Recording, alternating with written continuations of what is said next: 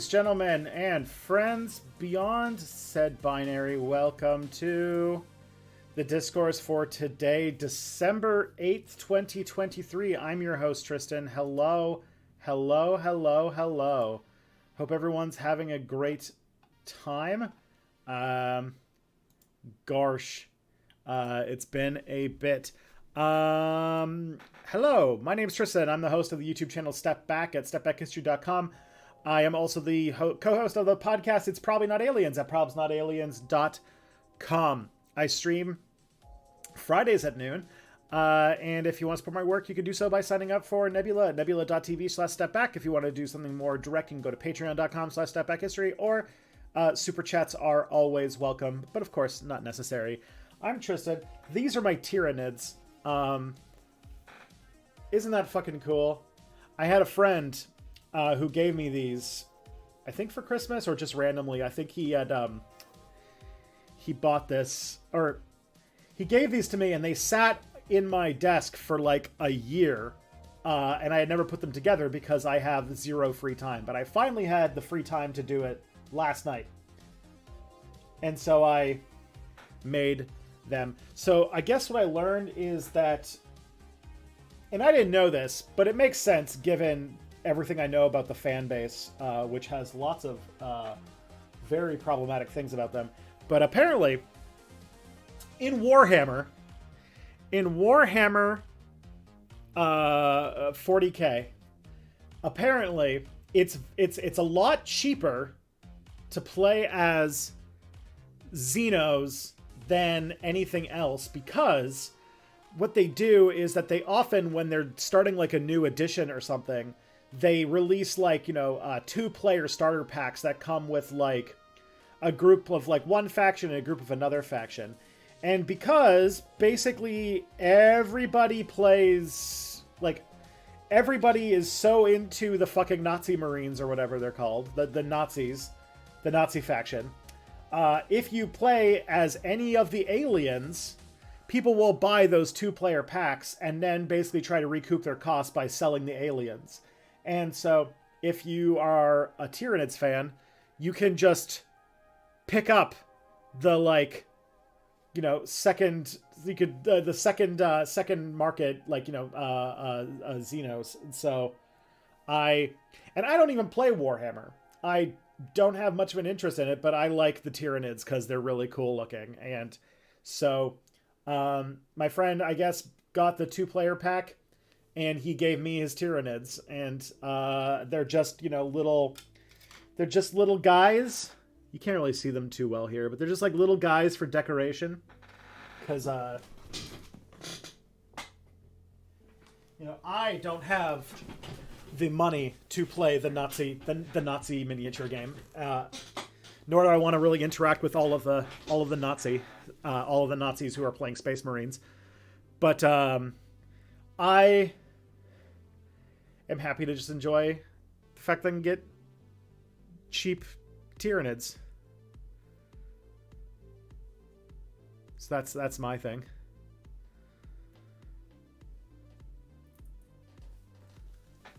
Yeah. So that's that. I'm excited though. I like, and my friend also is really good at painting these things, so I'm gonna give them to him probably tonight, and he's gonna paint them for me. Am I familiar with Blood Bowl? I love that it's Warhammer Fantasy where they discovered football and everyone made peace to field teams and play together. I have heard of it. Yeah, I haven't. I have one of the computer games of it on my computer, but I've never played it. But anyways, I like Tyranids. I like the Zerg. I like Xenomorphs. I like, those are the big ones. I just love that kind of vibe of alien. And anytime there is an alien of that vibe, I am extremely happy to play with them. So there's that. Yeah, where was I? Oh yeah. My latest video is on the JFK assassination because my land back video keeps getting delayed because it seems that my life really doesn't want me to finish it. It has thrown so much stupid shit in my way that I have never been able to get caught up. But I am editing the video now, so I'm hoping that I can finish it for maybe Tuesday. Given that it was supposed to come out a week ago, it shows just how far behind I am. So there's that. My next video is on land back, and then after that it's on Palestine and Israel. So those are my next like 2 videos. If you want to submit questions for future streams, you can go to this link here, stepbackhistory.com/stream question, but I will also put a link in the chat so you can just click.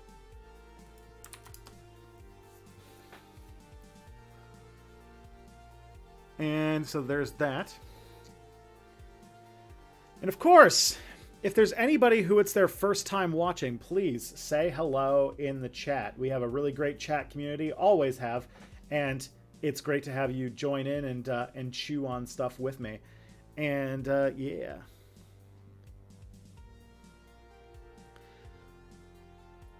So please, if it's your first time here, say hi. Other than that, we should probably get into our wins for the week. So for anyone who doesn't know, because I basically hardly streamed at all in November and already deked for December 1st. I've had a bit of an inconsistent release schedule. I'll explain why probably soon. Actually, things are public now, so I actually can I can go full out and say everything. I haven't put together a full statement yet. I'm going to be writing one probably soon, but there's some stuff that I gotta kind of get across. But yeah, W's. How's this for W? I've managed to actually join one of those streams for a change. Nice. You're here. You did it. You made it. My W is that I was in a meeting today that I I feel like I helped out quite a bit. So I feel like I made a good impression.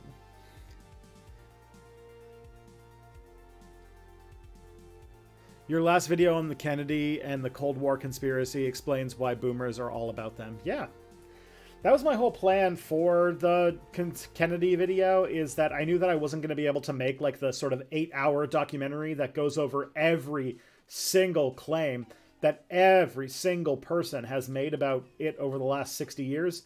So I decided to kind of do a first principles approach to the Kennedy assassination. And I think that worked out really well for me. Victor, you survived your 45th birthday? Hell yeah. Pim managed to talk to their father since the first time since 2018. That's I guess that's a win. It's all in your mind. If you consider it a win, then it is. That's the way we go.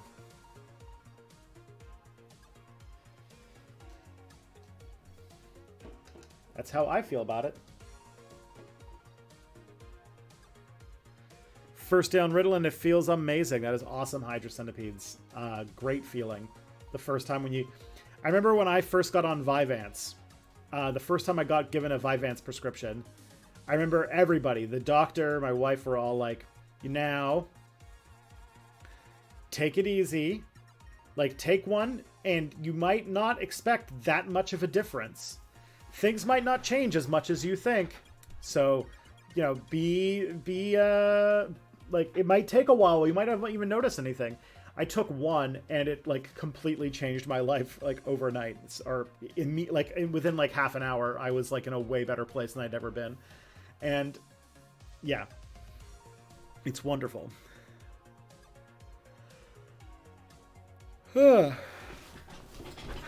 Freaking amazing stuff. All right, Zevi Smith, my win is that you finally started rereading the Hunger Games after 10 years. Sweet. That is great. I have subscribed to Nebula to support props and both you and Scott. Nice, thank you. I appreciate you. That's awesome. I love that shit. And that is definitely a win for me, at least. Yeah, Hunger Games. I feel like I don't know if I could ever make this video and step back. I would love to, because yeah, like, this is one of those videos that I'm like, I would love to have it exist, but I also know that it would get negative views. Nobody would watch it ever, because it wouldn't be on a topical thing. It would be very like, and also it'd be very outside of the scope of my channel. It's very much a thing I should have made for, like, Tristan Won't Shut Up, and maybe I will when I have any time. But at the moment, I have no time for anything. I'm going to be working all weekend trying to get this video done. So, there is that. Yeah, so... but yeah, and it is to do a video where I talk way too much about the Hunger Games. And specifically, the Hunger Games, like the book, like not the series, not the movies, but just the first book. Because out of, like, a kind of weird coincidence of school stuff, I ended up having to read the Hunger Games, like, gosh, I think I ended up having to read it, like, a lot. Because I think I ended up having to read it like 4 times in, like, 3 months for school. Because I was doing 2 things. One, I was in a American Cultural Studies class for my master's. So a graduate level seminar. And every week, different people had to... What's it called? Everybody in the class had 1 week where they had to read one of the books from the course readings. And they had to read a theory book. And you had to basically marry the theory to the work. And the theme of this seminar class was American violence. So the violence in American culture. And I got, as my thing, I got the Hunger Games and and simulation and simulacra. So I had to talk about the theory of simulation, the theory of simulacra, and hyperreality and that kind of stuff, and talk about the Hunger Games. I then also happened to, that year, be TAing for a children's literature course, which I think is very funny in retrospect. Anybody in the chat here just imagining me, like Tristan here, imagine me being your TA for a children's literature course. And just imagine what those tutorials would have been like.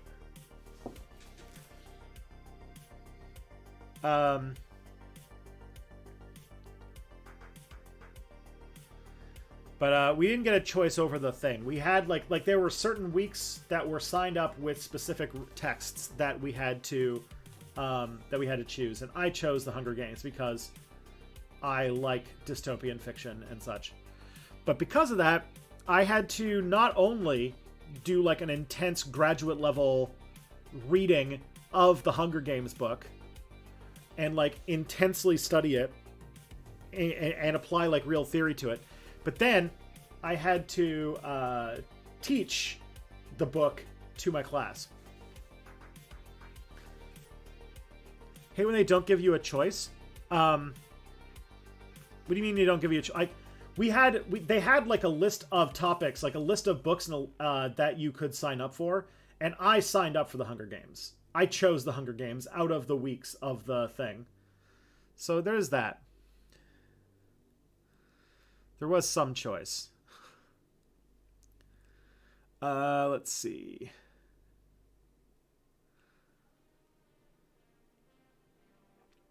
You managed to convince your mother to play a tabletop role-playing game with her for Christmas. You're preparing that now. I did that with my parents one year. It was very fun. I've also never read The Maze Runner. It feels like a cheap attempt to cash in on the popularity of the Hunger Games. I do remember one of the texts for that class was an episode of The Wire. That was kind of fun.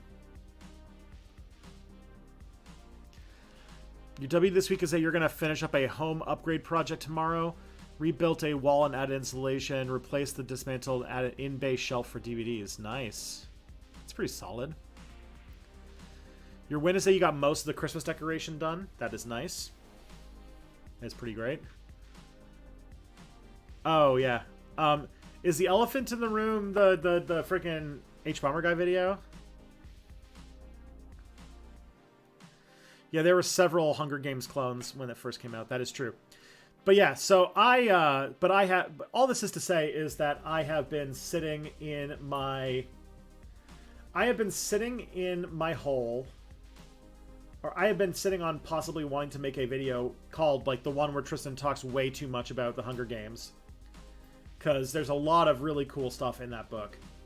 The main thing that I think is weird, though, and I would have to do for such a video, is I would have to, like the thing I don't want to do, and the thing I don't want to engage with, but I would have to for this video, was that I would have to then reread the Hunger Games sequels, which I didn't think were as good. Like, the Hunger Games is one of those things where, like, there was one really good book, and then it seemed like because that book was such a runaway success, she felt like she had to make 2 sequels. And in making those 2 sequels, I feel like a lot of the power of the first book got taken away because they had to turn it into lore, and they had to make it bigger, and they had to do something different. And I didn't think it worked out very well. The same with the movies. I thought that the first movie was really good. The first Hunger Games movie was a solid movie. I've seen it several times. I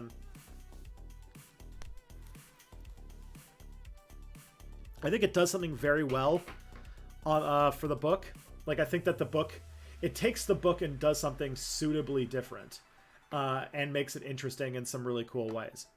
And I thought that, like, it was a decent adaptation. It took a book that would have been pretty hard to turn into a movie because, as anybody who's read the books would know, a lot more of the books are spent in Katniss's head and dealing with her trying to navigate this weird world.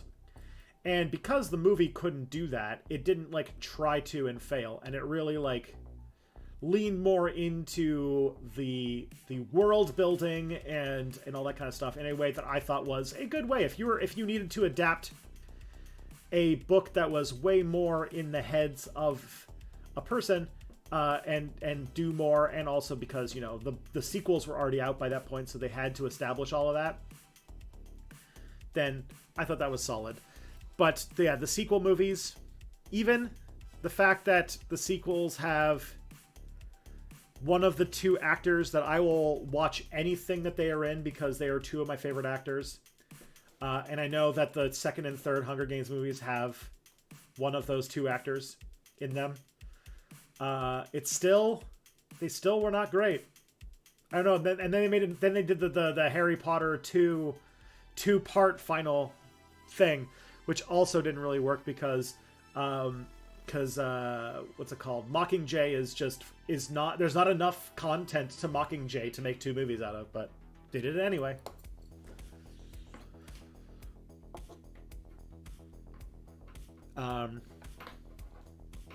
But yeah, that is where we're at on that front, I guess.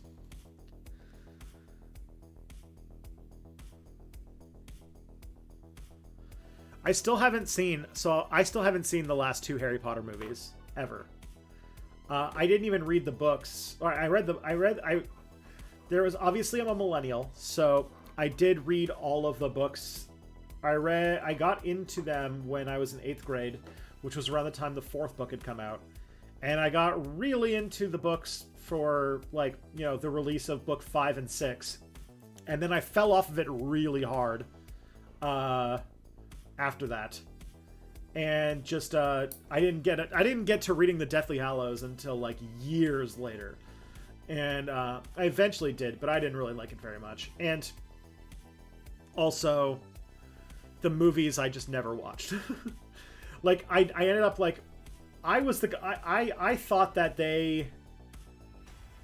I kind of thought this about the books too, but I felt like they never really reached.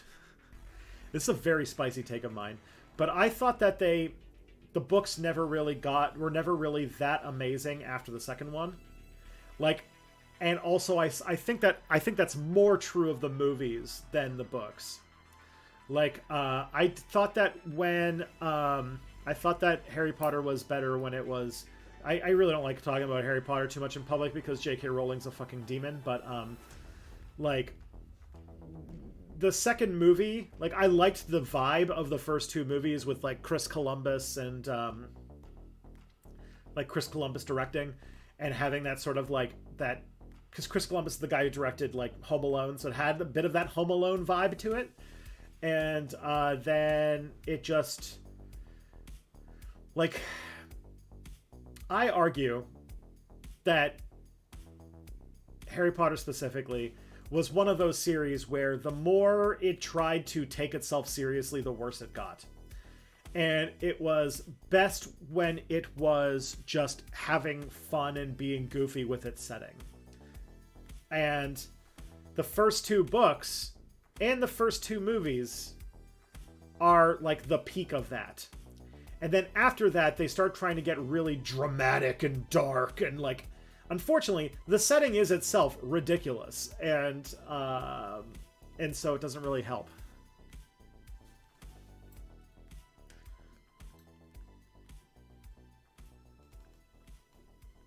But that's... Obviously, I'm not, like, the main person to be talking about for that. But that is sort of my... That's my take on Harry Potter. Also, Harry Potter had the same problem that a lot of other people had, where every like, once after book 4, I want to say, like, nobody wanted to edit J.K. Rowling anymore, and then the book started getting really long and really self-indulgent, and they weren't as good. But I think that also happens to a lesser extent with George R.R. Martin. Like, I think that after the third book in the Song of Ice and Fire series, it goes downhill pretty hard. And now he can't finish his book because he's, like, just so meandering, and he's so, like, nobody will tell him, you can't publish a 2,000-page book, and he's just gonna fucking do it. Actually, I don't know if he's actually gonna do it. I have no idea if we're actually ever going to see book 6, let alone book 7 of that fucking behemoth of a series, but yeah. Either way.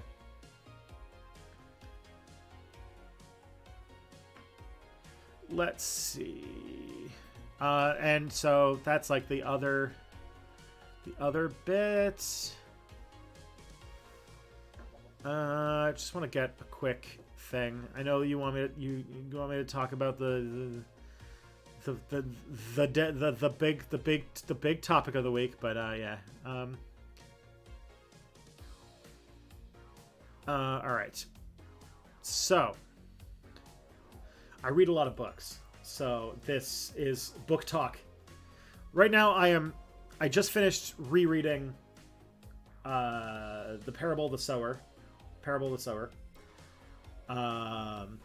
Heartbreaking trilogy, because it's a trilogy where only 2 of the books came out and then the author died.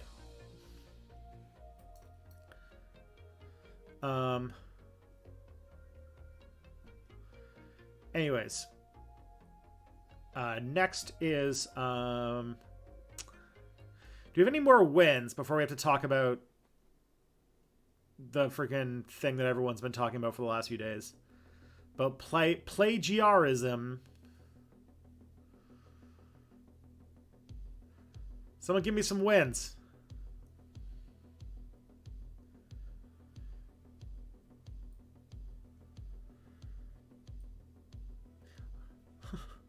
Oh, yeah, I guess my other win that I kind of mentioned at the beginning of the stream, but some people were trickling in, and that is, last night, I had free time for the first time in weeks. and I had about like 45 minutes of free time, and my thought was like, oh great, I'm gonna go play some Baldur's Gate. I haven't played Baldur's Gate in forever. I never get a chance to get any time into it. I just started Act 2, so I was like, awesome, I can go do that. So then I opened it up, and it took the entire time between when I tried to open it and when I had to go to bed, it was patching. So I couldn't play Baldur's Gate. So instead, I sat here and I assembled my Tyranids. Eee. Look at this big boy. I love this thing. I love this thing so fucking much. It's so spiky. Got all Christmas week booked off. Sweet. After today, you're off until New Year's. That's a win. Yeah. Got all of Christmas week booked off. All right.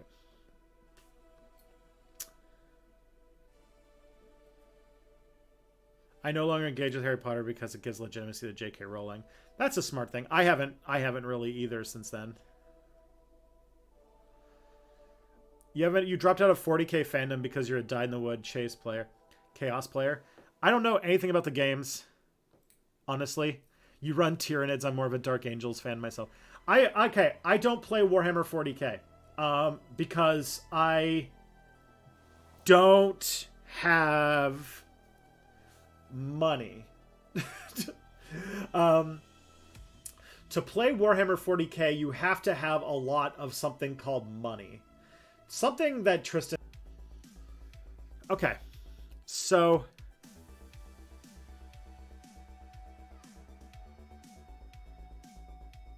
I also have a Warhammer 40k tattoo, which I feel like is not like, what's it called? It means I can't ever get too far away from it. Anyways, it's actually more of like a YouTube tattoo, but anyway,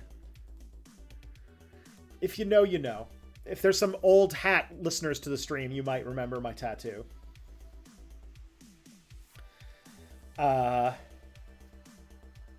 But I just love these little guys. I love Tyranids. I love the concept of them. As I mentioned earlier, I love Tyranids. I love the Zerg. I love Xenomorphs. Like, any sort of alien that fits that space, I really, really love.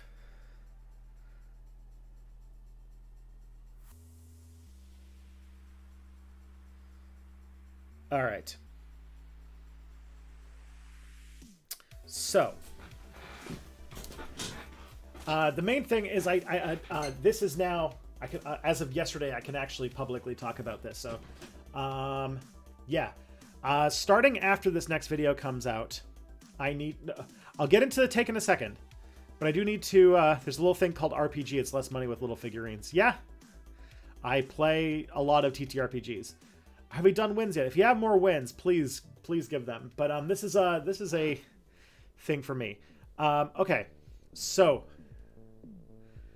before I get too thrown off course, here's the thing that I need to talk about. Okay. One, as many of you know, as many of you who have been watching this channel for a long time might know, Step Back has not been making a lot of money. So Step Back has been my full-time job since 2019. I have had a lot of fun doing it, and I had a really good time.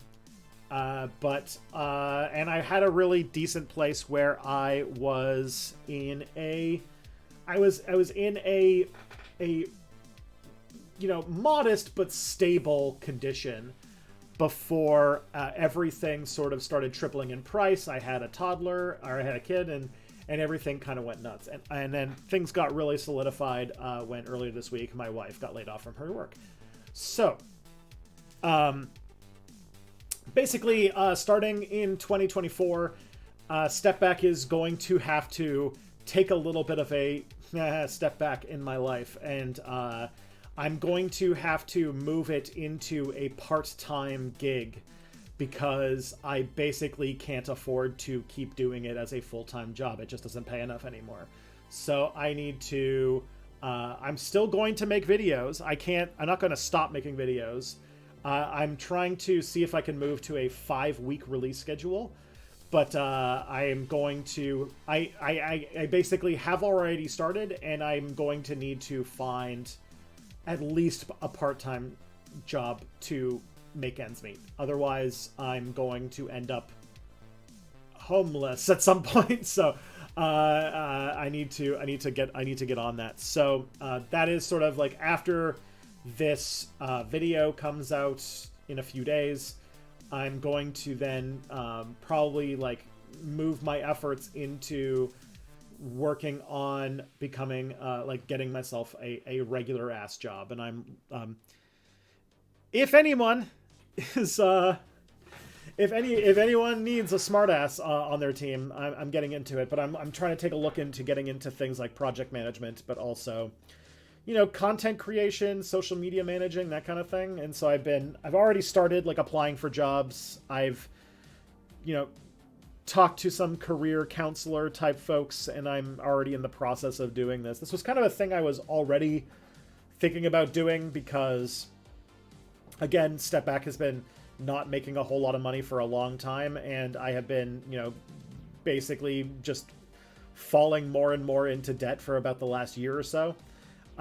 So it's been on my mind for quite a bit, but then after my wife got laid off a few weeks ago, the urgency has increased, and it is definitely time for me to do that. And it feels really bad, and I fought it for a long time because I was just like, you know, I had this very like in-depth thought that, cool, okay, sorry about that. It looks like everything's kind of back to normal. I don't know what's going on. My stream seems to not be the most stable, but yeah. So that's like a thing that I'm gonna have to do next year. It's like, but I was kind of in this like kind of emotional space where I was like, for a long time I was fighting because I was like, if I move Step Back to being a part-time thing and I don't do it full-time anymore, that I've kind of lost or, you know, failed as a YouTuber because I wasn't able to, you know, like if you look at other YouTubers who have been around as long as me, you either get really successful and you take off. Like my channel is as old, if not older, than like many of the YouTube channels that you know, like H-Bomber Guy and like and them are like about as old as mine. ContraPoints is a younger channel than mine. Like I never had anything take off. Step Back never really took off in the way that I would have needed to keep doing this in a successful fashion. So I know that there's a little bit of like a feeling like I failed at something, but I think I'm just gonna have to, you know, live with the fact that I failed and start over.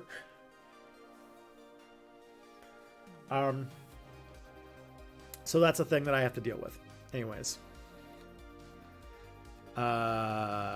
Dazia. Last month you've been working at your village government as an intern, but here's the dub. Next village meeting, you're going to be appointed as the village's historian. That's an amazing position. That's awesome. I hope you enjoyed that. That's gonna be great. I'm sorry for you and your wife. Hope your situation gets better. Thank you. I appreciate it. My wife's already, like, within 12 hours, she had 2 job prospects already lined up. And now she has, like, 3. So, I think she's going to be okay. It's just, she has the interview skills. She has, like, a very solid, like, she has, like, a very solid network of people who immediately after she left were like, oh shit, like the people that we work for have to get her on because she's so good. So she has a support network that immediately were like just on board. My situation's a lot more dire. I'm gonna have to figure that one out. It's gonna be a lot more work because I kind of got more like what's it called? I got more like when I left, when I said I was looking for work, people would give me kind of that what's that Twitter thing where it's like, I didn't read that, sorry that happened, or good for you, whichever one, like that kind of thing. So I have to like build a network from scratch of people who want to help me get work or something. What's her profession? She's she does like program evaluation, something in that vein. I don't know exactly what you would call that, but Basically in like sort of like management of nonprofits and stuff. Oh, Matt, thank you for the $25 super chat. I appreciate it. I that's really kind of you. I really it's great. I'm very happy and I appreciate it. Thank you. Yeah, there you go. So anytime I tell like my friends about me like not being out of work, like Kelly would tell her friends and they would immediately be like, I'm hitting on doors to find you a job immediately, and mine would be like, ain't reading all that, congratulations, or sorry that happened.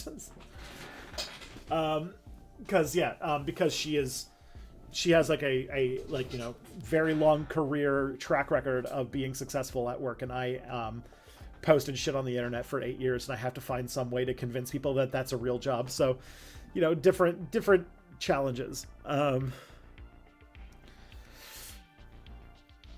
Okay, so the other thing too, and this is where it actually does kind of make sense in the way that the story's going, is that then we get into the H-Bomber guy freaking plagiarism video that came out last week. And to say that video could not have come at a worse time for me emotionally and mentally would be an understatement. That video came out and it caused me to go into like one of the worst anxiety spirals I've had in over 10 years. Cause I was stress dreaming about it, being like convinced that I'm the plagiarist somehow.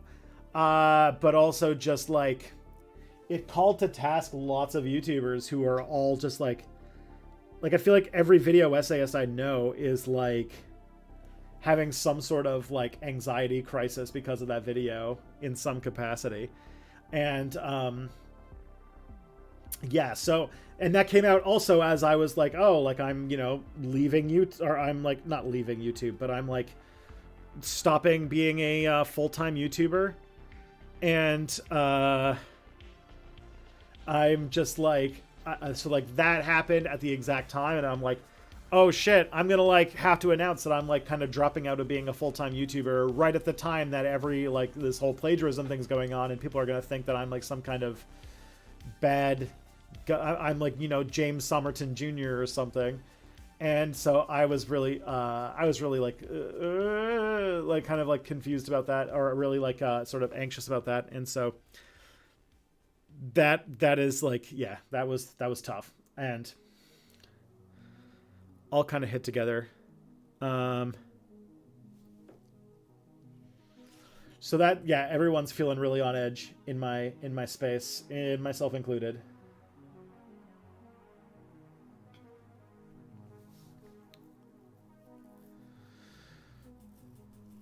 And it's mostly because I don't know how to put it out really properly, but the video called out a lot of sort of practices that aren't necessarily like.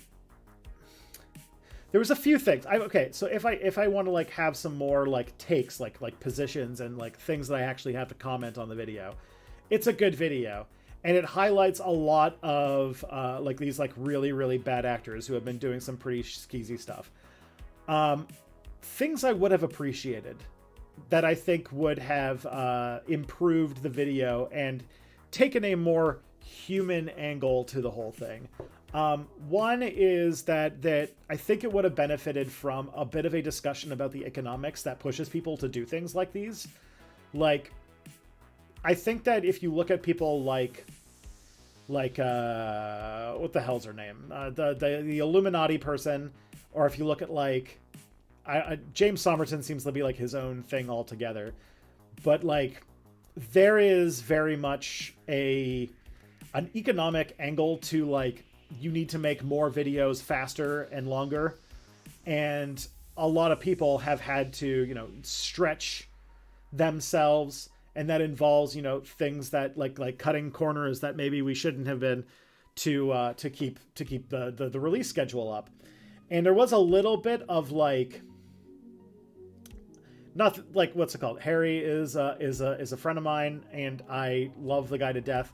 there was a little bit of, there was sometimes during that video where I was like, huh, it's very rich that somebody who, like, you know, can rake in enough money from Patreon that they don't have to make a video. They can make like one video a year and be good. Like, the fact that you could do that is like, okay, like I see where you're getting at. Like, interesting that like the person who can make one video can invest an entire year's worth of work into one video. It's very easy to criticize all the people who, you know, to pay bills have to like crank out content so fast that it's like kind of, it's dangerous. Not to say that that like his point wasn't like well made and it isn't like an important thing to do. And I think that the video would have been improved by drawing attention towards those factors that push people in that direction. In a way that wasn't just there was a little bit of it that, because that aspect, and I think Harry like understands these incentives, these perverse incentives and everything, but there was the way that it was not sort of highlighted, it came across as if like, basically like as if he was just basically talking down to everybody, and that everyone who can't dedicate a year and a half to making a video are doing it wrong. And that part is like, eh. And also, yeah, it just like, it accentuates the fact that like, yeah, not everybody is fucking, is her name Blair? The Illuminati person? Illuminati and James Somerton are obviously like extremely bad examples of these kinds of behaviors or these kind of practices. And plagiarism is not something to be taken lightly. But I do think that there is some room for discussion there that yeah. Anyways, that was sort of the thing that I was thinking about. Hey, thank you for the $7 super chat, Dazia. Here's a few bucks for you to use and to appease my OCD having an even number in my bank account. Oh, thank you. I appreciate it. But yeah, I think that like because like there was something very much like it in academia back in like 2020, I want to say, where there was this biologist, this person who studies spiders, who turned out to basically have like faked years and years of data that he worked on with multiple other creators, like multiple other scientists.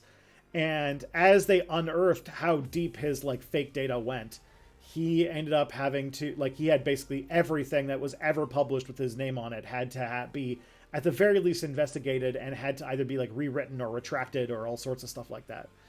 And it was a bomb that went off in the freaking biology industry or biology departments. And the guy ended up leaving academia and all that kind of stuff. And it felt very much like the same idea.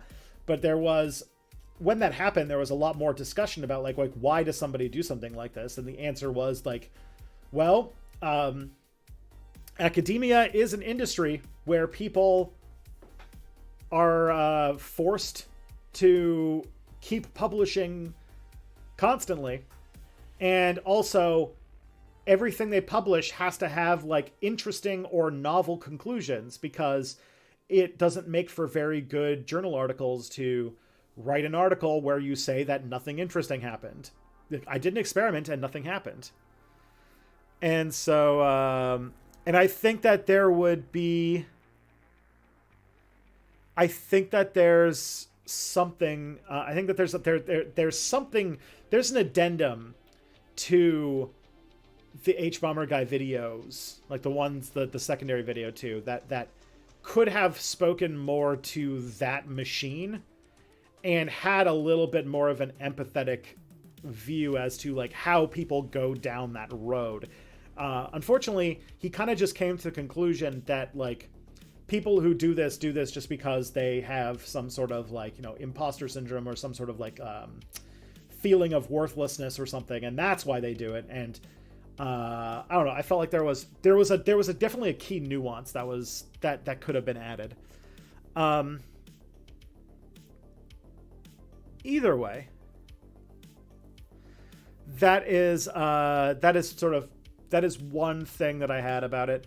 But also, yeah, just I thought that, but overall, the videos was really good. It was really good, and it exposed a lot of things that a lot of people had, you know, fallen, like it exposed a lot of things that a lot of people were doing that I did not know about. Like, I didn't know, I had never watched that many episodes of Illuminati. Like, I had not watched many Illuminati videos, and I had definitely never heard of James Somerton before this video came out.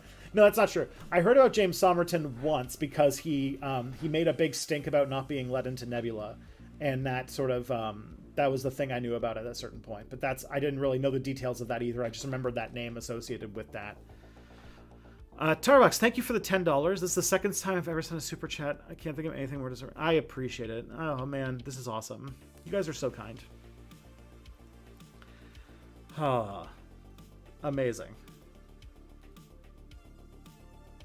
H Bummer Guy video is a phenomenon.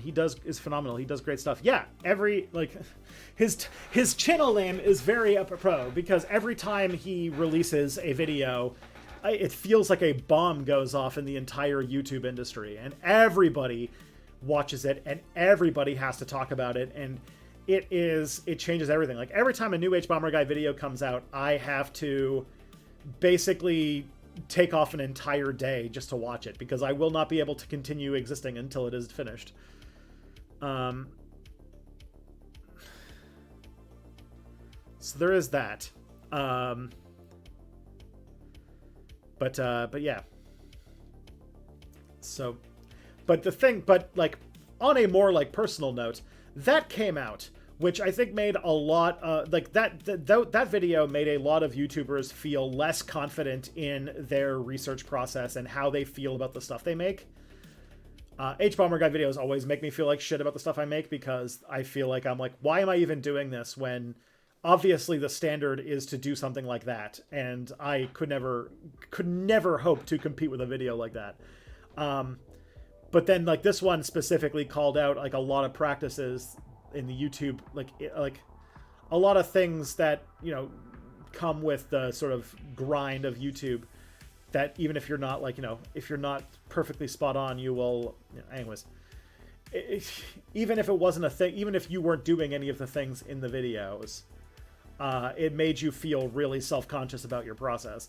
And having that happen at a time where I was like, oh, I'm a failed YouTuber, I'm having to give up on doing YouTube full-time so that I can go and, you know, I don't know, market business-to-business software as service or whatever it is I end up doing next.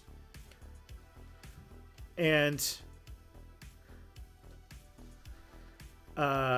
yes, anyways, like, as that all happened, it was just a really bad time for, like, my already extremely fragile self-esteem and my, like, sort of anxiety issues. So there is,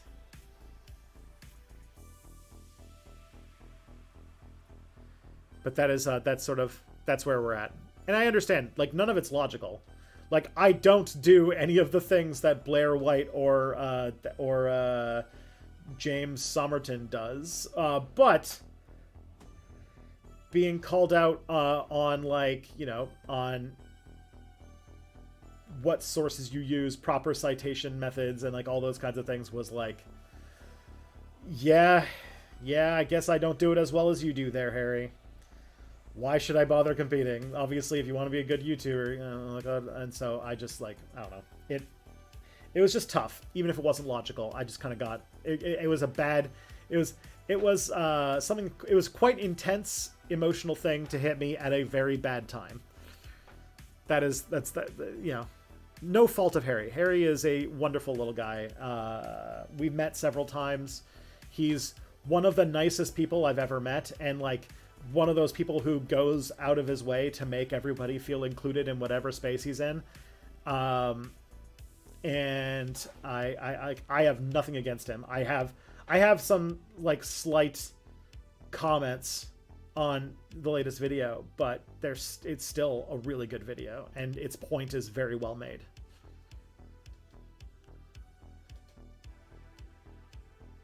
I met him, yeah, we met at a couple of VidCons. I met him in 2017, 2018, I think briefly in 2019, and then, yeah, I don't think he's been back to VidCon since, though. We've never been able to hang out for more than a few minutes because when we're in VidCon world, like, The only time that I've been at VidCon as a member of Nebula was this year, and before then I was just a guy going, and very much, you know, Harry and a lot of the other sort of, you know, YouTube essayist sort of celebrity class, they had access to a lot of places that I did not. So very oftentimes they were hanging out in places that I didn't have access to. And so we would only end up, you know, meeting each other briefly in like hallways and stuff like that. The only time that we've really like had a good time connecting was in 2017 when we were all at a party together. But that's just the nature of VidCon. VidCon is a chaotic and fast, messy situation at the best of times. But they're the kind of people where, like, for a good chunk of the convention, like a good, like, this isn't like, I know this comes off as like being like elitist or something, but like they, like those kinds of people, it's not even that safe for them to be in like the sort of main area of VidCon, because they'll be like harassed and you know, like harried by people. So they really can't be like on the main floor. And to keep, you know, people from harassing them, the places they go are like, you know, kind of cordoned off. And I was never a person who was sort of VIP enough to get past those sort of, you know, areas. That's the main thing. Hey Pim, thank you for the 20 euros. I appreciate that. Much appreciated. That is, you guys are so nice. You guys, oh my God, I really appreciate it. This is going to really help out.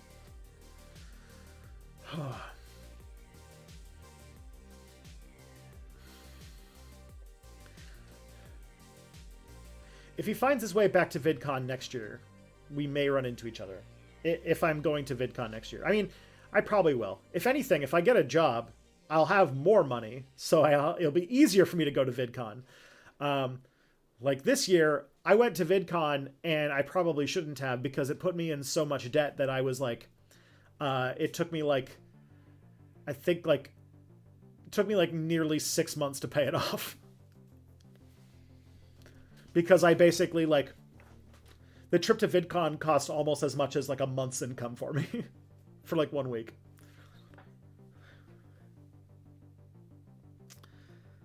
But yeah. Ziamith, you got a win. Some friends and you are starting a cooperative business together. If all goes according to plan, this could be the beginning of a community-owned, worker-directed network of co-ops. That is an amazing idea. That is so cool. I appreciate that. That is an amazing thing you're doing.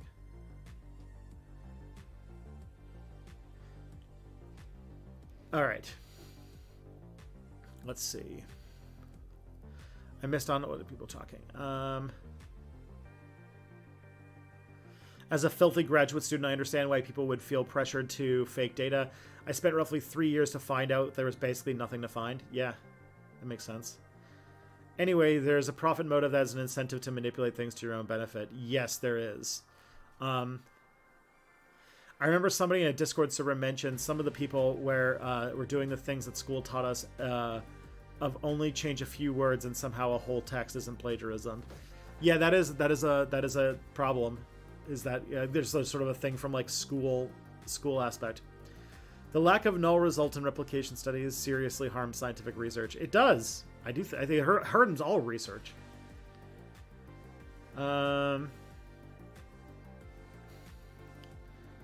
You're doing history. If you would pull half the stunts Harris is making, nobody would take it seriously. Yeah, I hope that is the way that I'd like to think about it. Tristan has not money. He does have baby, something that is good to have, but is detrimental to have money. That is true. Yeah, he is an expensive little guy.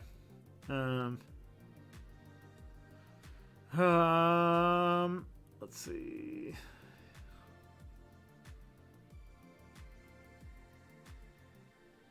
Yeah. It's... Everyone, good show. Thank you. Yeah, don't worry. As I said, super chats are always welcome, but they're never necessary. I really appreciate the outpouring of support from you guys right now, and this is already, you know, is going to be really helpful, especially because the way that payouts work for YouTube, this money is probably going to actually hit my bank account like in January, I think, which will be around the time that, you know, my wife's paychecks will stop coming in. So that would be, it'll really help out. So I appreciate it.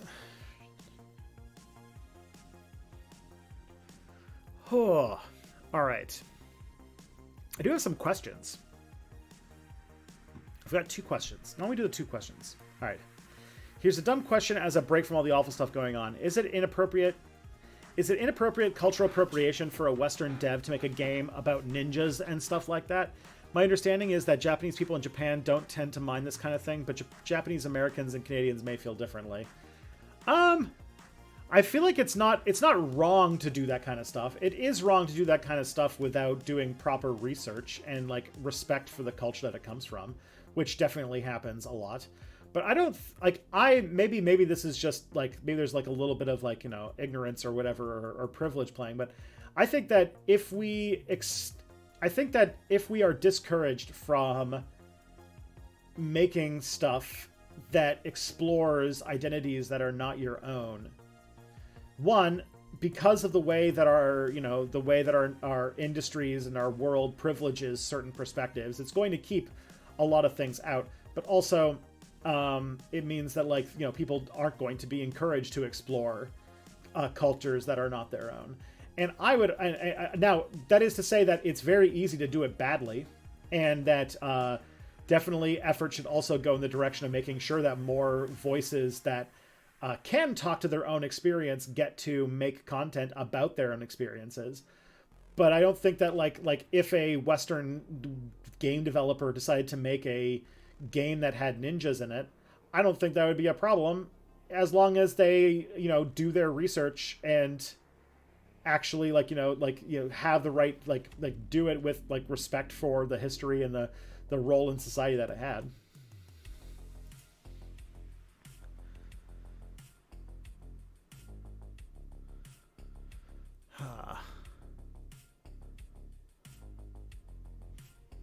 That's my take on that. Yeah. All right.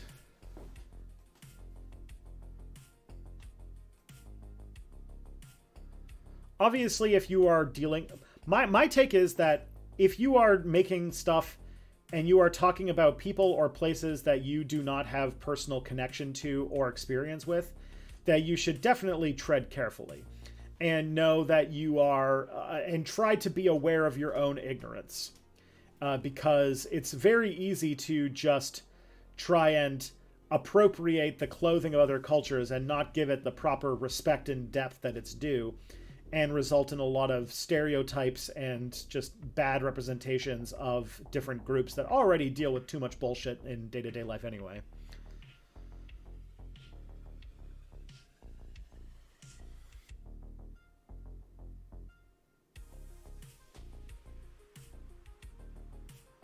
Let's see. Do I have any thoughts or advice for self-educating about a specific subject in depth?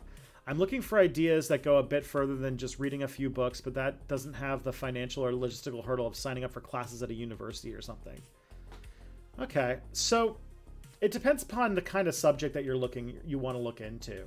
So the main thing that I think that is important for understanding a specific subject in depth is to know that basically everything is an ongoing conversation. So what does that mean? That means that in many ways, if you want to understand a thing that's going, a subject, like I'm trying to think of like various examples so that you can do it yourself. Like if you want to teach yourself Canadian history, right? The courses exist obviously, and that's going to be but that's going to be expensive. So what you would need to do is you need to like find out where the discourse is on any given subject at any given time, which is usually by finding the historians or the experts or leaders in the field who are talking about this subject. find out what books that they're putting out, and read the sort of newest stuff on the subject. Oftentimes, in their footnotes, they'll have conversations about the sort of conversation that's going on in any field at any given time. The main hurdles you're going to have to deal with is that in a lot of academic fields, these conversations are locked behind some very inaccessible borders. Specifically, money.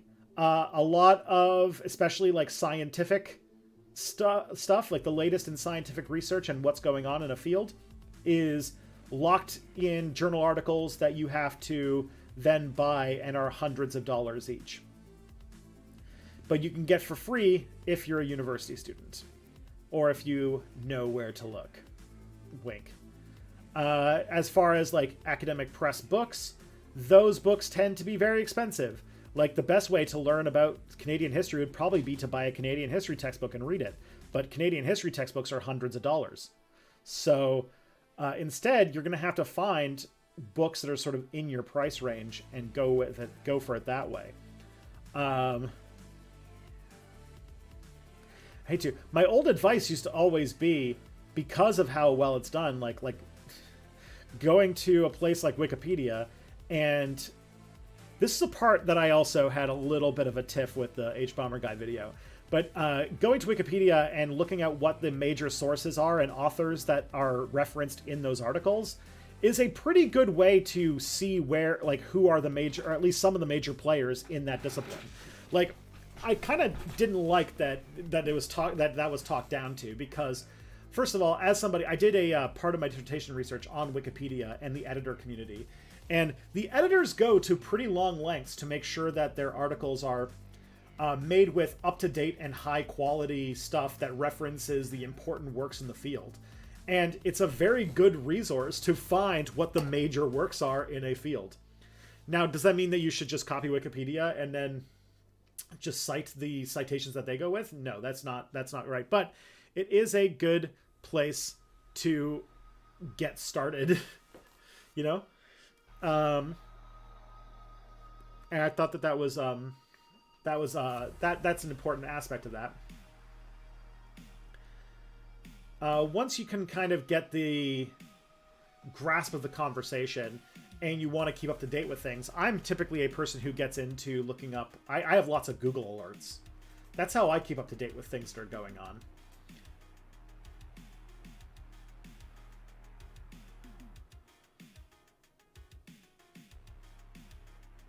I should also note that the accuracy of Wikipedia as a starting point somewhat differs in different language versions as well. That is true. That is... Ah, crap. Alright. I think we're back. Yeah, I don't know what's going on. Every so often, my entire shit is getting shut down. I don't know what's causing it.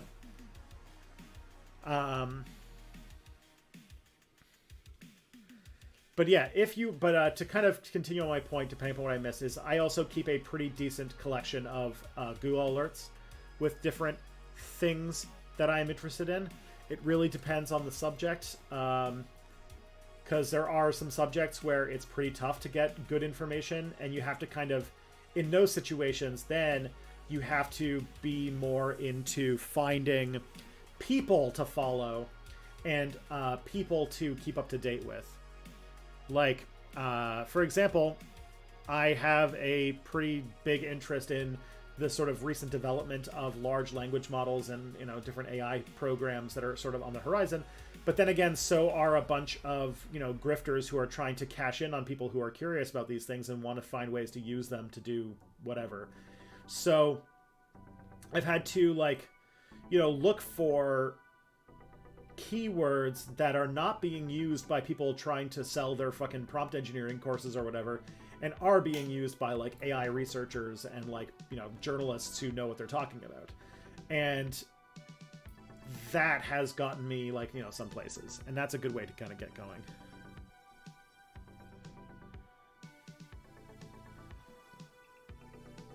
That's my main bit.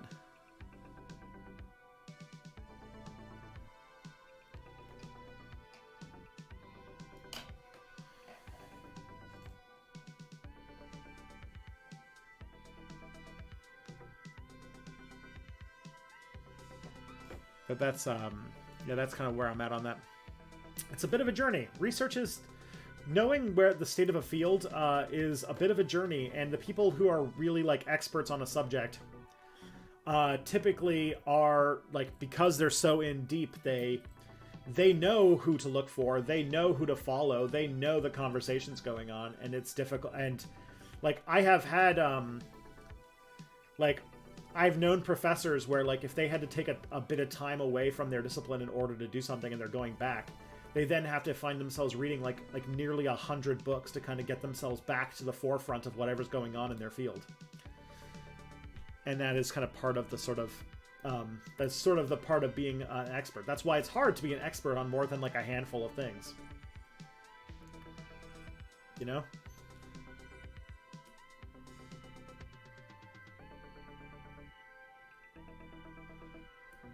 Hopefully that answered that question. I hope it did. That was, it's not really like there's no easy answer.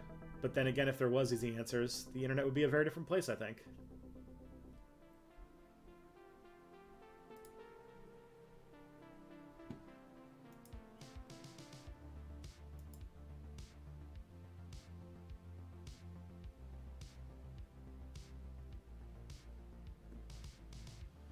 All right.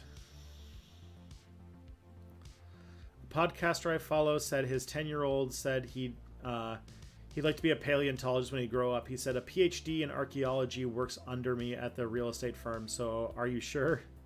Bad parenting? It's not bad parenting. It's like, I mean, it's a little dismissive, but bad parenting is such like it's such a loaded term, you know.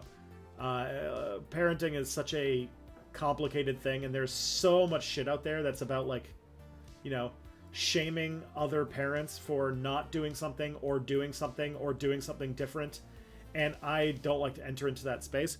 But I do think that on like career advice stuff, like I think that like if you just end with that, that would be a pretty shitty way to approach it. But I mean, there is an important aspect to talk about with the whole thing about like, you know, a PhD in archaeology works under me at a real estate firm is a real thing to mention, because there are many disciplines where doing a PhD is not necessarily like the way that I would approach that.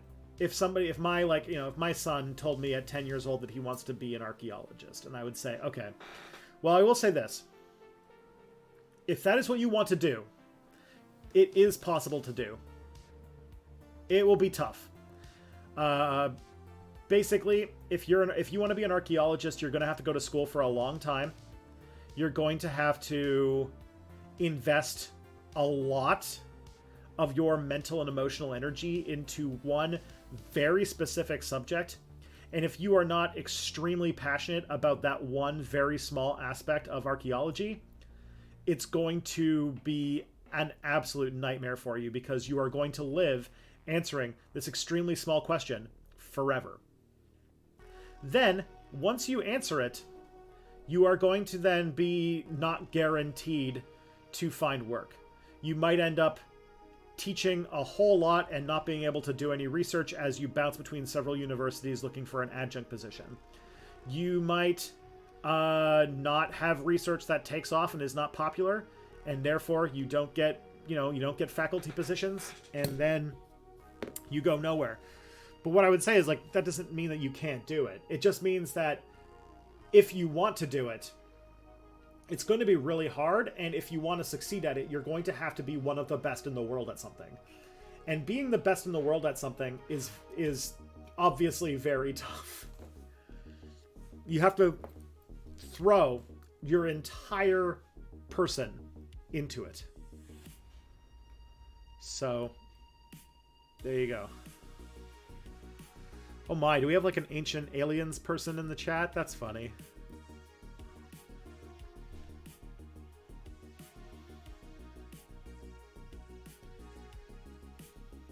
But what I will say is that, and this is something I will point out to a lot of people who would say something like that kid, and that is that these disciplines that like there are a lot of jobs out there where if you like, how do I say this right? There's a lot of work out there where what they want you to do is have a degree or an advanced degree, but they're not super, they don't care about what kind, or they don't care a whole lot. Which means that if you want to go to university for archaeology and learn a bunch of stuff about archaeology, you're not going to like hobble your entire career. But the chances that you'll be working in... I don't have a PhD. I'm not even streaming right now. I mean, I don't have a PhD. I dropped out of a PhD. I thought about going back to do a PhD. To finish my PhD this year. And my former supervisors, when I kind of explained why, thought it was a bad idea, and I decided not to do it. So...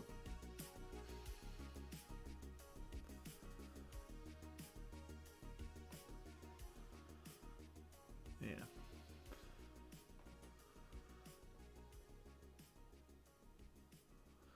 Audio issues, everyone. Yeah, I'm having... I don't know what's going on, but my stream every so often is like cutting out for a little bit, and I don't know why.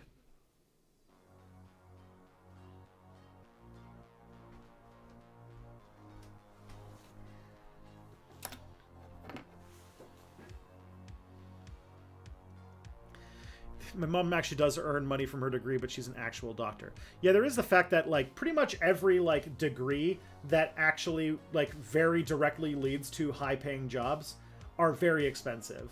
Like there are, you know, advanced degrees that you can do that would result in high-paying jobs, but they're like engineering and like law and like medicine and those things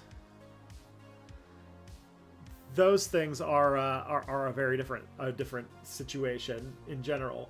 But those are also ones that could result in you being hundreds of thousands of dollars in debt when you're done. Well, I guess in America, you get any degree, you're going to be hundreds of thousands of dollars in debt.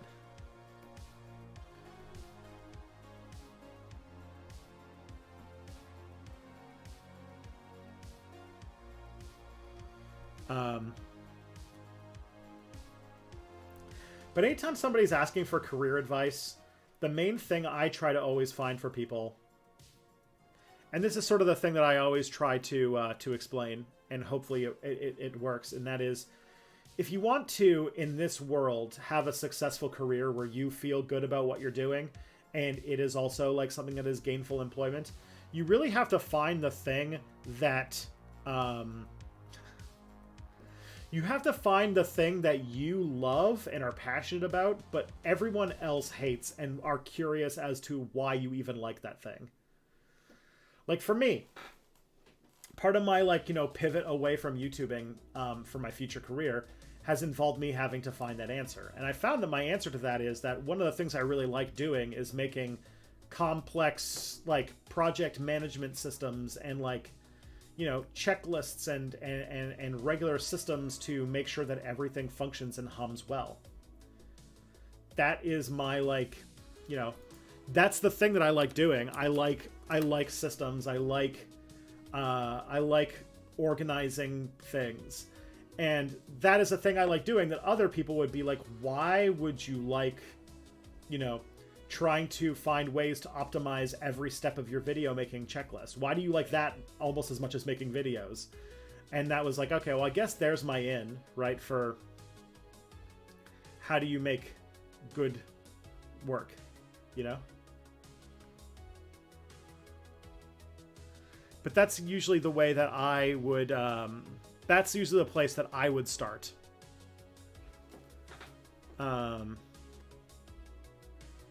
I don't know if there...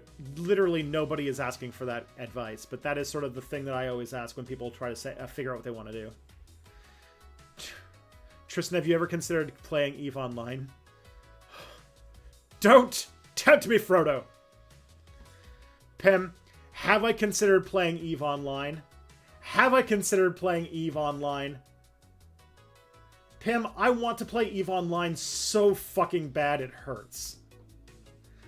I want to play Spreadsheets and Spaceships so fucking bad. I played it on several occasions, but I probably will never in my life have the hours to dedicate to EVE Online that I would want.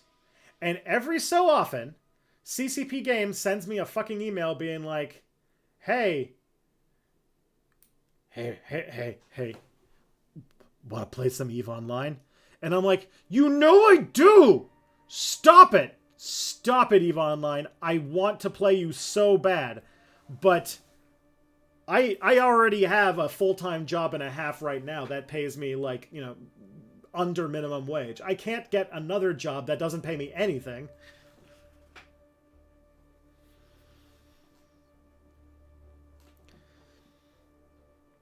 If EVE Online wanted to pay me money to play EVE Online full-time on YouTube, I would do that. No questions asked. I would do that forever. I want it. Become a game YouTuber. The thing about being a game YouTuber is to do that, you have to be very entertaining. So here's my thing. I have like my patented strategy or combo of strategies for when I'm looking at a very saturated field and I want to find a way to stand out. And there's essentially a handful of ways to do it. First, be the best. Be the absolute best at it. In video game YouTubing or video game content creation, that would mean being either like extremely charismatic, one of like the funniest and best, like most outgoing people imaginable, with a very, very expensive set, a really good rig, and you're always playing the latest games with really, really high competence. Or you are just like the best player of this game in the world. Like, there is one full-time Twitch guy that I sometimes watch because he and one other guy are basically the two best Slay the Spire players on Earth. And so there's that. So that's one aspect. So that's one thing. So it's one way that you can be successful in a niche in an industry like that is to be the best one, to make the highest quality with the most recognition, like, you know, highest production value, highest competency, whatever. Two is you do something that no one has ever done before. This is the people who are experimental and are trying out brand new ways of reconceiving the entire concept of what it is that you are doing. This is very hit or miss, and you can very often find yourself as the victim. You often find yourself not being successful. This is very hit or miss, but if you do tap into something very big, you also can run into the risk of losing out to the other strategy, which is much more successful, which is being the fast follow. The fast follow is the kind of creator or the kind of way to get into a space where you find something that is taking off and you get in on that right when it's starting to take off, and you ride that stock as high as you can get. That is one of the most successful strategies in being a content creator in a successful field, is you look at exactly like what the moment is ready for, and you pounce on it immediately. That means that you need to be extremely adaptable and jump on whatever is happening at any time. So there's that. The third is to take two things that are seemingly not connected, but enjoyed by similar enough people that if you threw them together, they would result in a unique thing that would change everything. Like, I would say, for example, like, this is the ContraPoints thing. ContraPoints wins on several of these things, because ContraPoints took off because she had, like, Natalie has, like, extremely high production quality, like, television slash like movie production quality that had not been really brought to the YouTuber, you know, video essayist space before. 2, she brought she brought in like social justice talk and like the sort of video essays with that, which before then were very like, you know, very mired in like discussions about like movies and stuff like that, and moved away from that and got into that. And those things were like a very successful thing. And if I'm trying to think of some other people who've successfully like taken two things, like, you know, really like found the new chocolate and peanut butter type thing. Like I always say that, you know, James Stephanie Sterling does that. Or, yeah, is that, I don't remember what the channel's called. Is the channel just called Jim Sterling now? Or did they add the Stephanie at some point? Anyways. But that channel exploded because, this mixing of, video game journalism and also the sort of, the sort of social justice focused YouTube essay.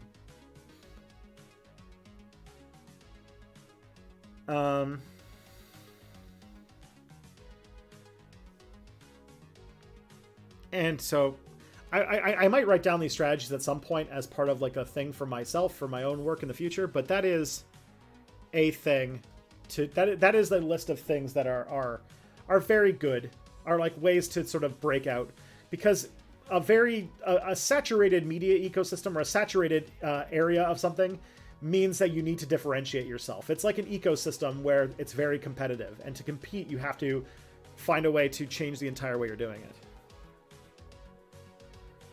American Johnson doing puppet shows about theory. Yeah.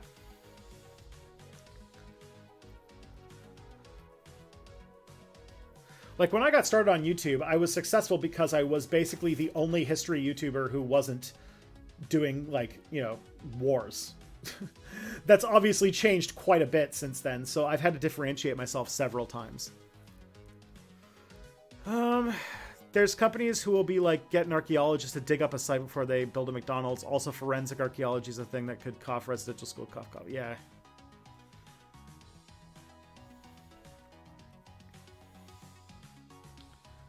What are my favorite history video games? Valiant Hearts, etc. Ooh. I play a lot of the Paradox games, but my favorite Paradox game is Stellaris. My favorite non-Stellaris Paradox game, though, is probably Crusader Kings. I played a lot of Crusader Kings, too. I played some of 3. 3 is also very fun. It's funny. When I was in high school, I played a lot of Day of Defeat, but I don't know if I would say that's a good game. It's just a game I played a lot with my friends because they were really into it.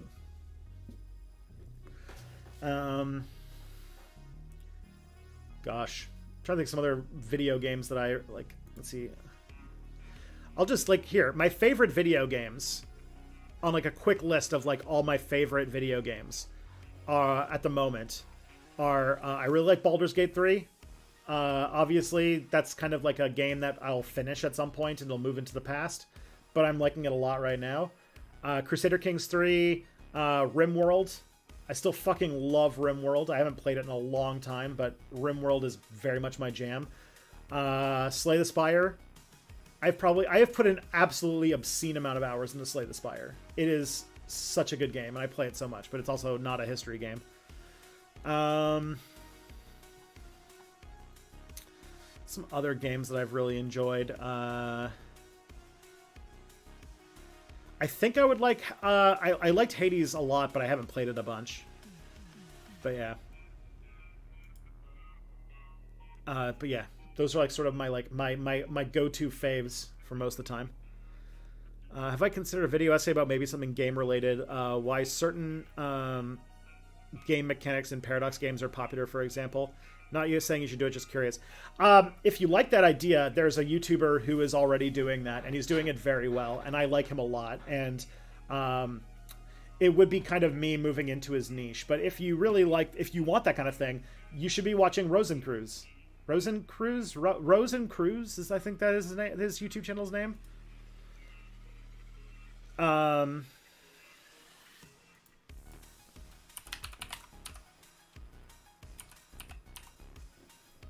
Rosenkreutz. Yeah. Rosenkreutz has some amazing videos about about kind of culture and history intersecting with video games. That was an angle I probably would have gone. I probably could have or should have gone down at some point. But Rosenkreutz is doing it so well that I wouldn't want to move into his turf. And also, I like it a lot. I like the way that he covers stuff. I wish he'd make more content.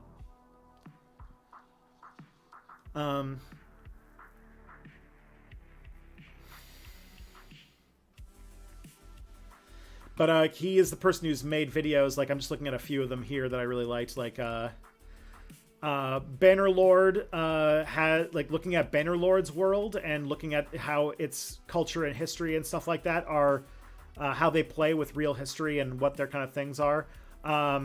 Looking at Hearts of Iron 4 and looking at its, specifically how it looks at Sovietology and looking at, like, through the mechanics of Hearts of Iron 4 and its focus, like how it covers the Soviet Union, using that to show what kind of history it is based on. And the sort of, like, Eurocentrism of games like Victoria 3. Yeah. Some great stuff.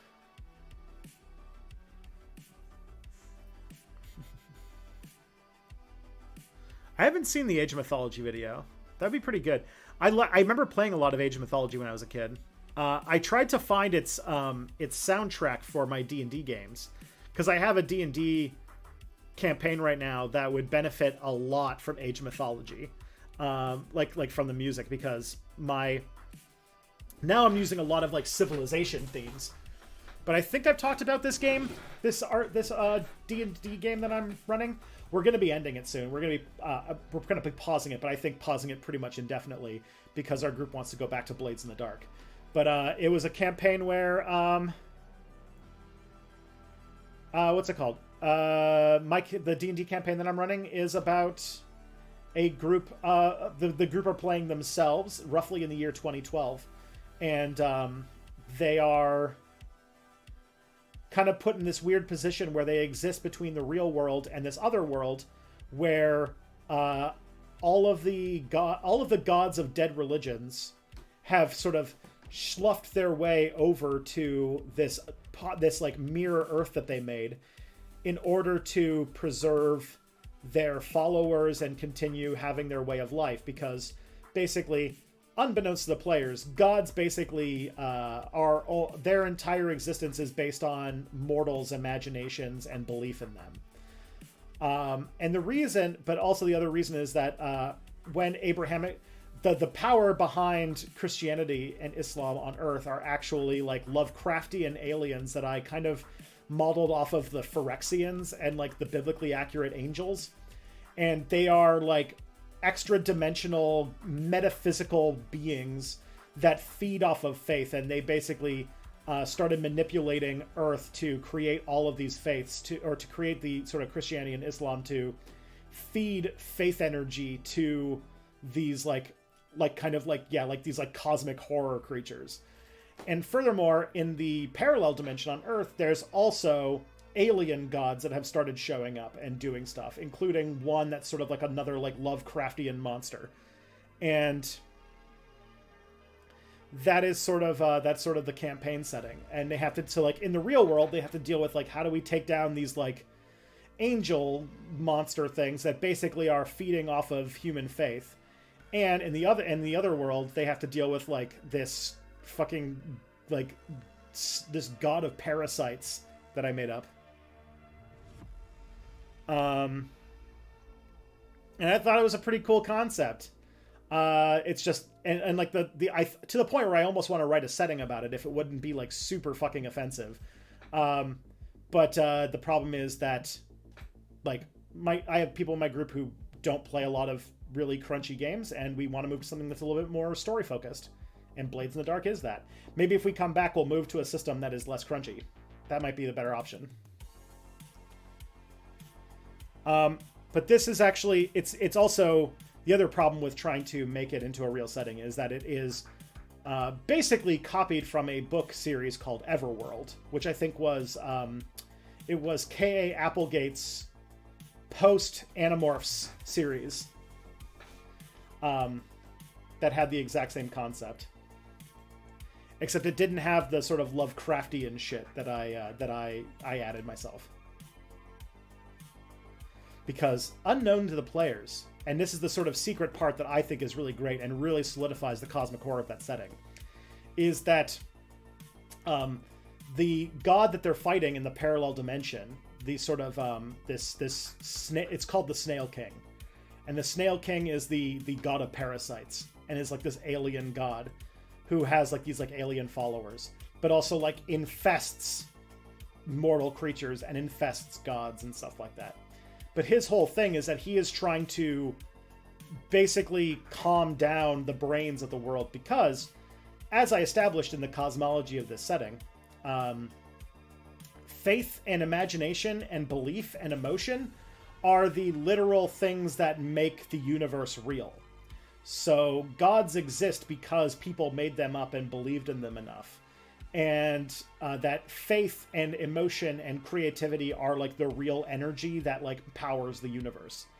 The problem, and this is what the sort of what this Snail King is dealing with, is that this is causing a sort of like too much of it is causing this like rupture and is basically destabilizing reality. And so there is this whole aspect where it's like mortal life with its emotions and chaos and eccentricities and belief and passions is both the thing that gives God's life, that gives the universe its substance, is also at its core tearing the universe apart and will be its undoing. And the Snail King is trying to create a universe that continues to exist but doesn't tear itself apart by basically trying to turn all mortal life into sort of like subdued zombies. That's the idea.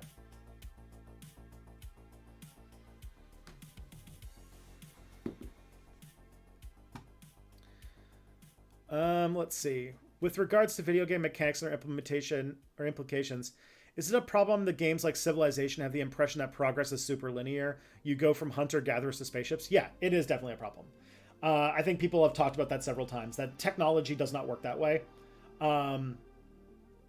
And I can kind of forgive Civilization for that, because Civilization is obviously is obviously like abstracted, right? Like, this is the part of the reason why I bounced off of Civilization and embraced Paradox, is because Civilization isn't really a story generator. Civilization is a board game. It's a strategy board game. And the sort of abstraction of technology kind of works for that specific thing. It's not even trying to be it's not trying to do that, right? But when you saw like how technology worked in when they tried to put in like the sort of like technology tech tree in a game like, say, Europa Universalis 4, the only way that they could make it work was extremely racist. I know that they've changed it. They've done a major change to the way technology works in EU4 since. Even so, there are still some like really deterministic parts of it that still focus development in Europe, and that's like kind of hard coded, and that still has like white supremacist undertones. But yeah, like I think I made an entire video about like how technology is not a thing that like necessarily progresses in the way that you think. Like there's no like, oh, this person's technology is better or worse than any other. It's different, and the things they have are different, and they're mostly adaptations to the area they live in. One of my most popular videos is one of my oldest ones, and it's all about how we have this concept that like indigenous Americans, when Europeans first arrived, were extremely underdeveloped compared to Europeans. And I made the argument that like that is a wrong way to think about it, because indigenous people weren't like, this is why I think that that Guns, Germs, and Steel is a stupid book. Because technology isn't like, a number. There isn't like a sort of number that you can have for technology points that go up and up and up. But like, for example, things are a lot more complicated. Like when Europeans first arrived in the Americas, they weren't that technologically sophisticated. And like they weren't the most scientifically advanced part of the world, even if you want to go by the reductionist thing. That was China at that time, or the Arabs. What they had was European diseases that killed tons and tons of Native Americans. But even then, like even on equal footing, without diseases being an aspect, what made, like, for example, the first years that many Europeans were in the Americas, they died because their technologies for how to, grow food and live were out of touch with the environment they lived in. And a lot of them died. There's a lot of signs too, though, that indigenous peoples lived a much a life where they had similar calorie intakes to people who lived in sort of settled agricultural societies, but they did it with less work, and they did all of these extremely sophisticated forms of like geoengineering to manipulate the environment to service them, instead of carving out farmland and trying to force plants to grow where they don't belong. They also had several things that they made that were considered better. Like, the big one I always point out is that Europeans were obsessed with getting their hands on moccasins, because moccasins are way better constructed than their boots were. The moccasins that were made were quieter in the woods. They were more comfortable. They could walk for long periods of time, and they worked really well. Boots were not that well made back then, and they were a bit of a problem. Another example is guns. People typically think that, when you push the button and you upgrade from the bows to the guns, that instantly everything gets better. But like, anyone who knows about like the sort of development of firearms knows that that's not how that worked, and that for a very long time, archers were way more deadly than somebody with like a sort of like an arquebus. But the problem, or the thing that made guns win out, was not that they were better weapons. It was that they were easier to train somebody to use. An archer, like to be a proper archer who is deadly, takes years of training and practice. And you have to constantly be training, and it also requires a lot of upper body strength. For a gun, you just need to train somebody how to fire. Because even back then, like, aiming wasn't super important for a gun because it barely aimed. It wasn't until like some people even argue that a trained archer would still be deadlier than your typical gun wielding soldier until rifling, which was like in the 19th century. But that's on the metric of hunting, which is what indigenous people did a lot, and a lot of Europeans didn't, because hunting was considered like a leisure activity. So, but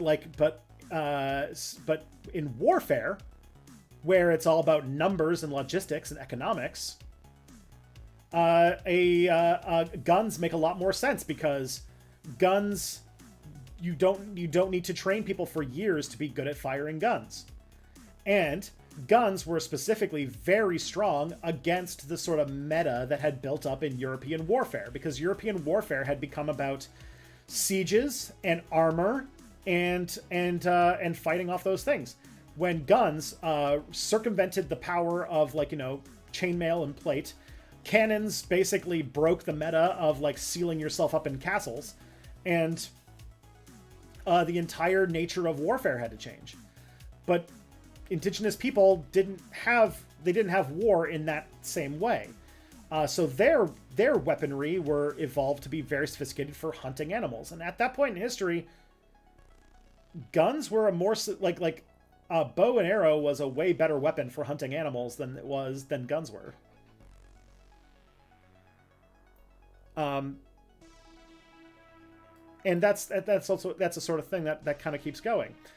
And so in many ways, technology is is human. It's like a sort of artificial version of evolution. It adapts to the place you're in.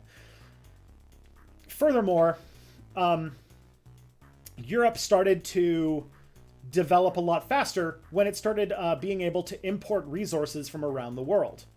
That is the whole thing. Like when you think about the world in 1490 whatever, the world in 1492, Europe was not like the undisputed heavyweight champion of the planet, because if you think about it, at that time China was at its peak. The Ming Dynasty was on fire. The Arab world was extremely powerful and very sophisticated. The most powerful empire on Earth the most powerful empire in sort of the Mediterranean and the Europe area at the time of when the Spanish sent Columbus across the ocean was probably the Ottomans. And in many ways, sending Columbus was basically in response to the Ottomans. Like, they were looking for China because their trade routes to China were now being taxed by the Ottomans. And they wanted to find another trade route that didn't have to go through the Ottomans in order to get it. But all of that changed when they found this entire continent. They found two continents, and then because of diseases, accidentally killed 80% of the population. And then they got to work killing the last 20%. And all of a sudden they had this two whole continents full of raw resources that they could send back to their mother countries and turn them into the richest and most powerful empires the world has ever seen. So that was so that's a sort of aspect of the thing. And yeah, it's definitely laid out in the book 1491 by Charles C. Mann. And if you're interested in these subjects, that is the best book to read about it. It's humongous, but it's really interesting. But yeah. And the problem is that all of that, there was a time very briefly where when I was still into Europa Universalis, where I was considering making a EU4 I was considering making an EU4 1491 mod, where I was going to try and change the way I was going to tinker with how the technology system worked, so that it functioned more like how technology actually functioned, which is that I would basically have innovations based on innovative capacity of a province would be based on how well it is connected to trade networks and how much it is a mix of wealthy and populous. And also that there would be bonuses for having multiple cultures and religions, because while that causes political instability in EU4, I feel like it would also increase innovation.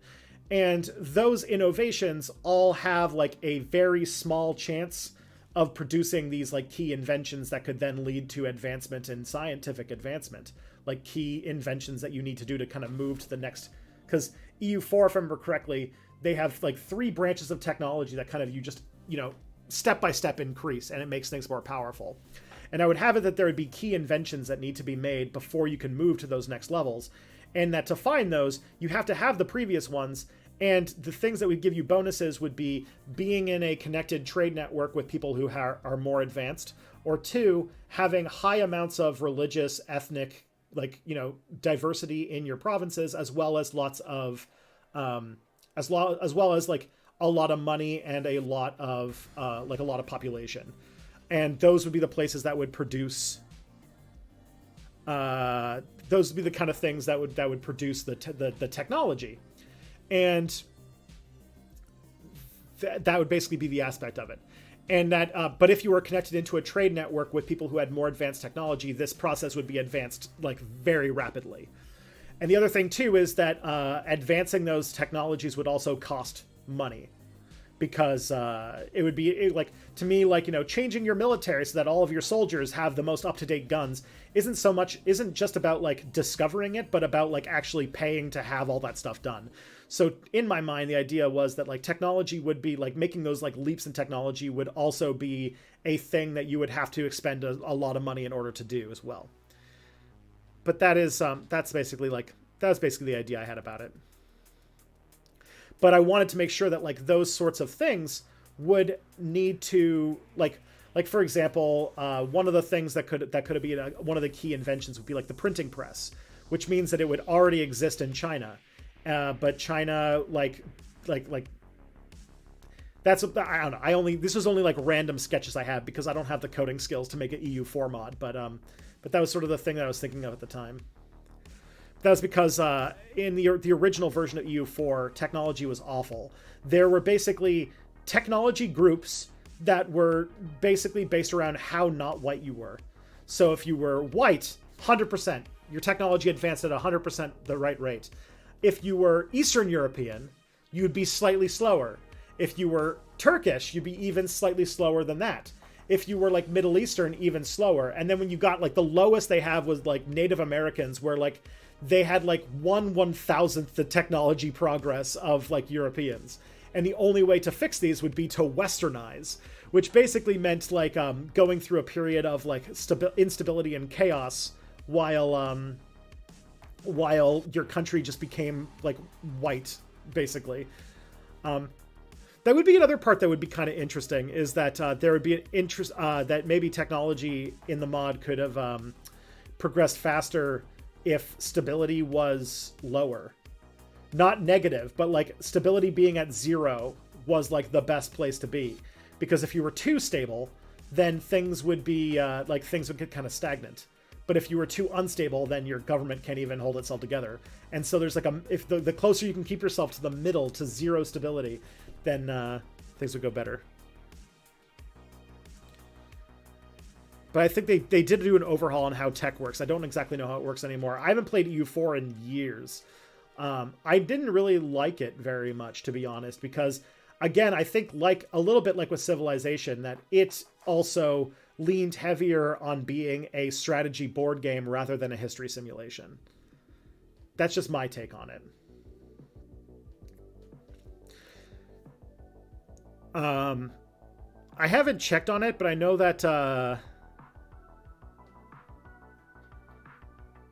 I know you don't like World War, but one reason the lizards advance slower is their planet lacks oceans, so it's harder to trade technology. Interesting. I know that I should probably give those books another chance at some point. I've tried to read In the Balance like 3 times, and I just could never get when you get to like page 150 and you're still introducing the like 40 POV characters. It was really rough, especially because there were so many POV characters that just seemed useless. Like the random, because like I feel like I've gone on my like why I hate Harry Turtledove shit constantly.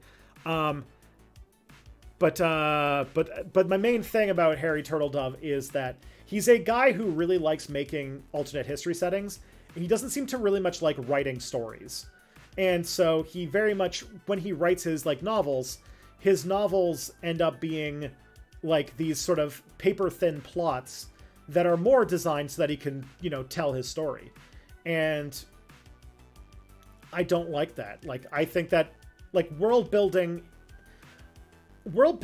as a art in and of itself, I think needs to have like, we need a way for people who just like world building to do that and publish that, because there's definitely people who like that kind of stuff.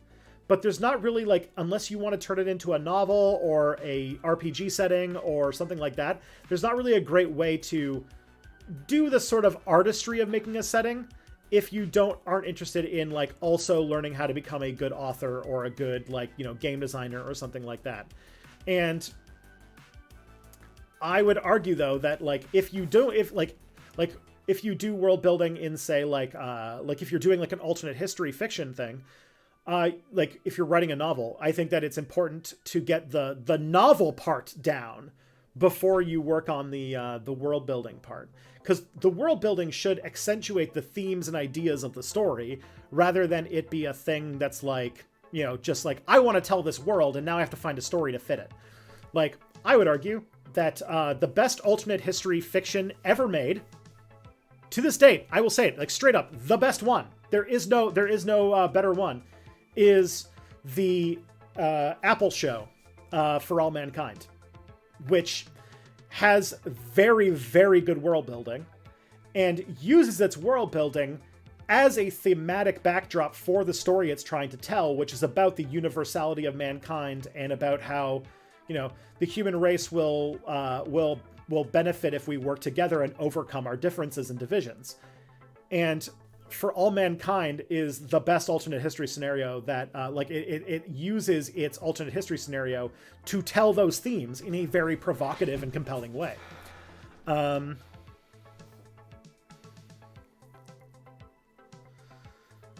And that's where I think things would be great. Isn't that what D&D is? Well, to make a good D&D setting, or to make a good sort of world building for a D&D setting, you need to be a good game designer, because you need to make, if you're doing world building for D&D, if you're making a setting book, you need to make it so that it is a place where a GM, a person who's going to run a game, has to buy the book and needs to feel compelled to use it to build their game around.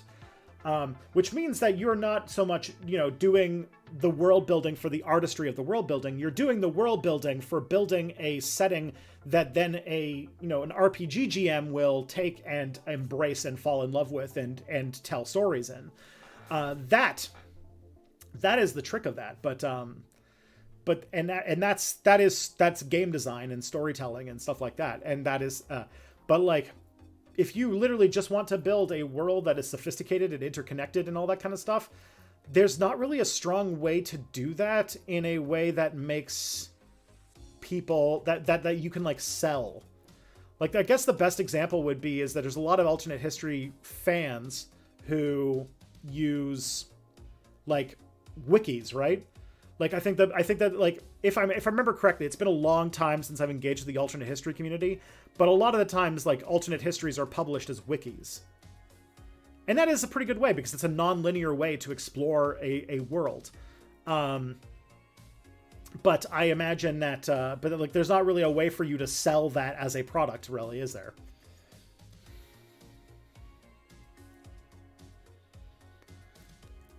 Hello Future Me has great books on world building. I have one of them. I haven't read too far into it, but yeah, I have heard of that. But that is also, then you're not selling the world, you're selling books on how to make worlds.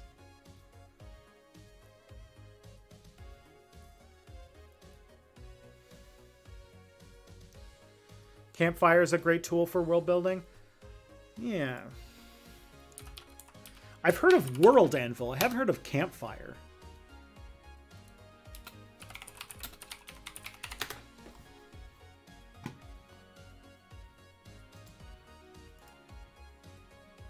But this mythology setting, again, I started with the Everworld concept, and as I developed the Everworld concept, I kind of used it as a meditation. The world building I did for it was all about sort of delving into the power and consequences of faith, because it was about gods.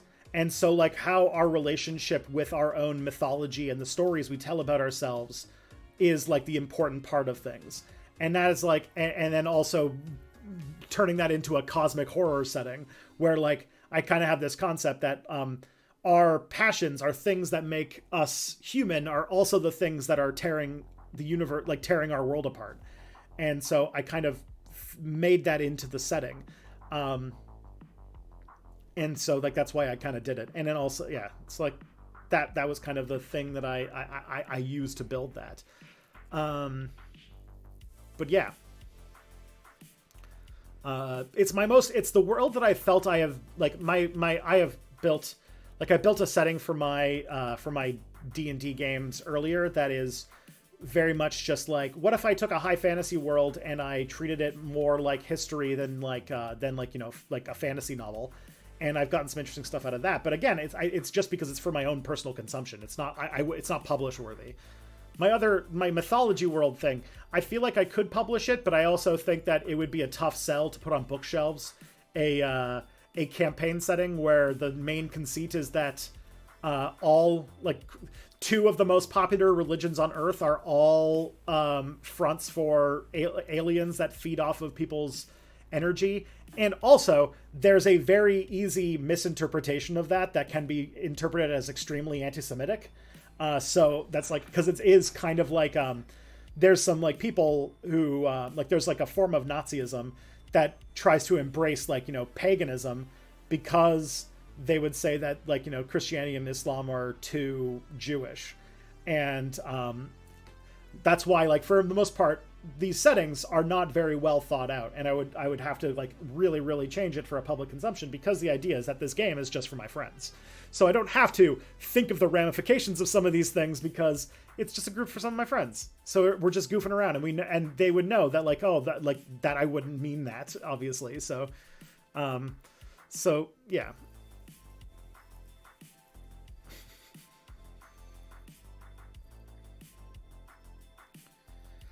Like the warp from Warhammer. Yeah, exactly. Actually, I think that's definitely a point of inspiration, was the warp from Warhammer for like the sort of cosmology of my like setting.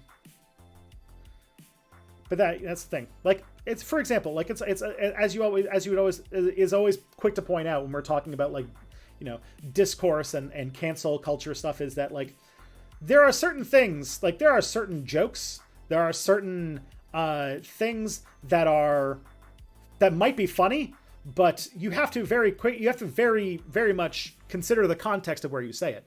There are jokes that I have made that I think are funny that would only make sense or would only be appropriate to a very specific group of people. If I were to say them in public, I feel like it would be in bad taste, because like, you have to know your audience, that kind of thing. So yeah. Anyways, it's 2:00. Thank you guys so much for all the super chats. You have been so amazing.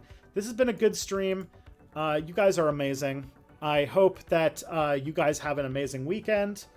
And I'm trying to think. I hope I'll be back next Friday. Next Friday's the 15th. I don't know of anything that will make me not here next Friday. So yeah. Let's do it. And thank you guys so much for all the great conversation. Take care of yourselves. Take care of each other. And I will see you hopefully next week. Well, hopefully you'll see a new video in a few days, but then after that.